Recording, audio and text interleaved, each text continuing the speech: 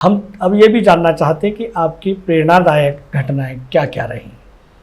जी, देखिए, मैं अगर प्रेरणादायक घटनाएं मानूं तो मेरे जी। घर से ही वो शुरू होती हैं, क्योंकि मेरे घर में कभी भी डिफरेंस नहीं मैंने देखा कि मेरे भाई बहन के बीच में डिफरेंस हो या कोई कास्ट का डिफरेंस मैंने नहीं देखा। जब मैं बचपन में रहती थी तो मेरे घर के पास एक वाल्मीकि बस्ती थी, वहाँ के लोग मेरे घर में आते थे, तो वहाँ पर ऐसा मैंने कोई छुआछूत अपने घर से नहीं देखा।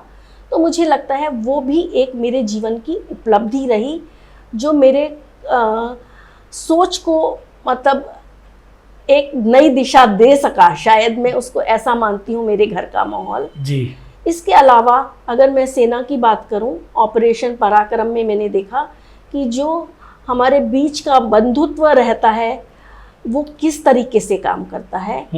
और जब मैं अरुणाचल प्रदेश गई थी, वॉलेंटियर किया था मैंने वनवासी कल्याण आश्रम के लिए, तो वहाँ पर मैंने बच्चों के साथ देखा कि अगर हम बच्चों के साथ रहते हैं, मतलब ऑल्दो मैंने मेडिकल कॉलेज जस्ट पास किया था उस समय, तो बच्चे वहाँ पर जो 10th क्लास के थे, ट्राइबल बच्चे थे, वो बच्चे आपकी एक स्ट्रेंथ बन सकते हैं। ये मैंने वहाँ पर ये देखा, क्योंकि मैंने वहाँ की भाषा सीखने के लिए बच्चों को ही बेसिकली एक अपना मीडियम बनाया कि किस तरीके से, क्योंकि ईदू लैंग्वेज तो मुझे आती नहीं थी। जी। तो वो बच्चों को ही अपना जरिया बनाया, और बच्चों से हम बहुत कुछ सीख सकते हैं। बहुत बच्चे बहुत ऊर्जावान होते हैं, हम उन्हें किसी भी दिशा में ले जा सकते हैं, ये मैंने देखा।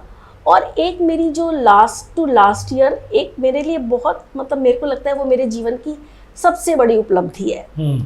20 साल आप मान सकते हैं, 20 साल ऑपरेशन विजय के बाद में, कारगिल युद्ध के बाद में मेरे पास एक मैसेज आता है इंटरनेशनल वुमेन डे के दिन 8 मार्च को कि are you same doctor Prachi who was there in Dras sector with 8 artillery brigade. मैंने कहा अरे भाई, इतनी मेरे डिटेल्स किसको मालूम है। वाह। तो फिर मैंने उनको कांटेक्ट किया तो पता चला वो DRDO के एक साइंटिस्ट थे, जो उस समय पिनाका ट्रायल करने के लिए हमारे साथ में आए थे, वहाँ पर डेप्यूटेशन में थे, मुंबई से उनकी टीम आई थी। एंड ही वॉज मिस्टर प्रशांत रोजातकर, और उन्होंने मुझे बहुत बहुत अच्छा लगा। मैंने उनको बोला कि आपने मुझे 20 साल के बाद भी याद रखा, और याद रखने के साथ मीडिया में कहीं ढूंढा मुझे, और मुझे उन्होंने कांटेक्ट किया। फिर उन्होंने बताया कि हमने एक आर्टिकल लिखा था उस दौरान, उसमें आपको भी मेंशन किया था। तो मुझे लगता है मेरे जीवन की सबसे बड़ी उपलब्धि यही है कि 20 साल के बाद में कोई आपको ढूंढता है, जब आपके पास में मीडिया नहीं था अवेलेबल। बिल्कुल। तो ये मेरी सबसे बड़ी उपलब्धि है। या जब मेरे पेशेंट मुझे आकर बताते हैं हम लोग बहुत अच्छे हो रहे हैं, यहाँ बहुत अच्छे हो गए हैं, मैं ऐसा नहीं कहती हूँ कि ये मैं करती हूँ, हम ऐसा झूठ मानते हैं कि हम करते हैं।